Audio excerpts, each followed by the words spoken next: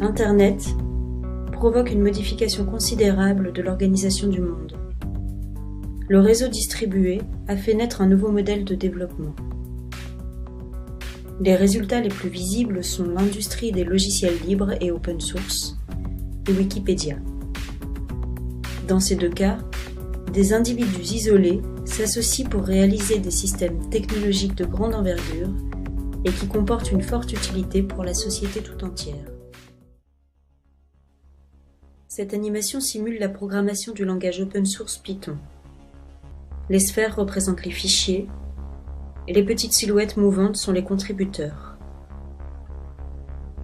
Concernant ces projets contributifs, on se rend compte que la production se réalise sans l'intervention ni d'une entreprise privée, ni d'un organisme public. Des individus parviennent à en fédérer d'autres pour réaliser un projet commun. Il s'agit d'une alternative au système de production classique. C'est la production autonome du social. Grâce au réseau, la société produit de la valeur d'usage par elle-même.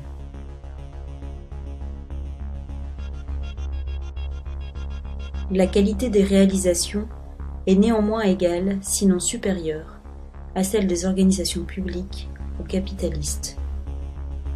Dans la contribution, c'est l'individu qui s'auto-sélectionne.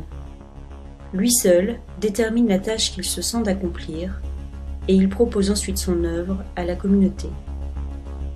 On parle de productivité passionnée. Ces activités peuvent être bénévoles, mais elles apportent au contributeur de nouvelles connaissances et de la notoriété auprès de ses pairs. Et elles élargissent son réseau de collaborateurs. En fait, c'est bien souvent dans ce type d'activité que nous avons le sentiment enthousiasmant de nous réaliser.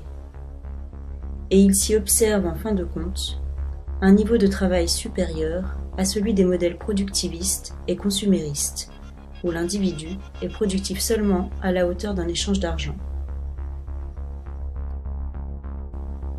Dans la contribution, les individus travaillent avant tout pour apprendre et transmettre leurs connaissances. Il s'agit d'une entreprise de déprolétarisation ou, pour parler avec les mots d'Amartya Sen, de recapacitation. On peut objecter que 50% seulement des acteurs du logiciel libre parviennent à vivre de leur activité et qu'il est encore rare de subvenir à ces besoins par l'économie contributive. La participation à ces projets est néanmoins productrice de richesses et des entreprises telles eBay, Amazon et Google ne s'y trompent pas.